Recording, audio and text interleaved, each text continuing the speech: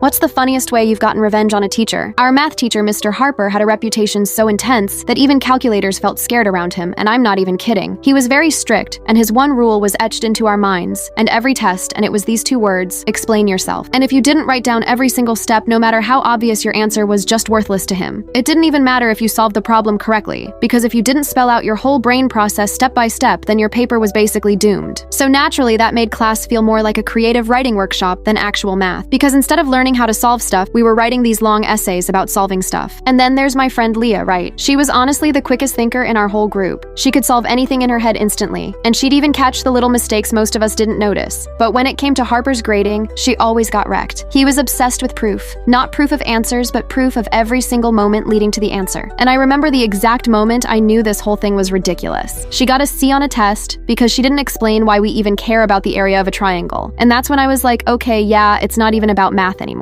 That night I couldn't sleep, and this idea hit me. Like, what if instead of fighting his weird rules, we just followed them precisely? So I called the plan Operation Explain, and I pitched it the next day, and everyone was in immediately. And that's when the real fun started. So on Monday, Emma gets called to solve this super basic algebra problem on the board. And instead of just doing it, she starts giving this whole speech. And I mean TED Talk level. She goes like, first I picked my Pilot G2 gel pen with a 0.7 mm meme tip because it's smooth and reliable. Then she said I adjusted my chair so it was exactly at a 90-degree angle, and I made sure the light wasn't causing glare on the paper. The class was trying so hard not to laugh, and she just kept going. Like, she tapped the pen 3 times and visualized the problem for 15 seconds, and then she finally started writing. And Mr. Harper, he just nodded. Like, yep, this is great, keep going. He had no clue we were messing with him. After that, every homework assignment became this mini research paper. I turned in a 10-page write-up for just one quadratic equation, and it included stuff like my mental warm-up routine, and the exact order of finger stretches I did before writing, and also this deep dive on the room temperature, because apparently ambient conditions impact brain function. I even threw in what I had for lunch, and how many sips of water I took, and how I looked out the window 7 times to refresh my brain. By Thursday, the whole class was just drowning in tiny handwriting and flowcharts, and long poetic explanations that turned super basic calculations into these epic journeys. So when Mr. Harper finally collected our stuff, the look on his face was priceless. His eyes were wide, and his glasses were sliding off his nose, and he kept flipping through these pages full of nonsense about pencil grip and calculator button pressure. And then the next day he came in looking like he hadn't slept at all, and the guy who used to be this math tyrant suddenly looked like he'd aged 10 years. He goes like, class, I've gone through your submissions, and I'm really impressed by your effort, but some of it may have gone a little too far. And he said from now on he still wants to see clear steps, but he doesn't need a documentary about your pen selection or how you positioned your chair. And the second he walked out, we all started cheering like it was graduation or something. Because yeah, we'd finally broken the system. That whole week math class was actually kind of fun for once. And not gonna lie, I kind of became a legend for pulling it off.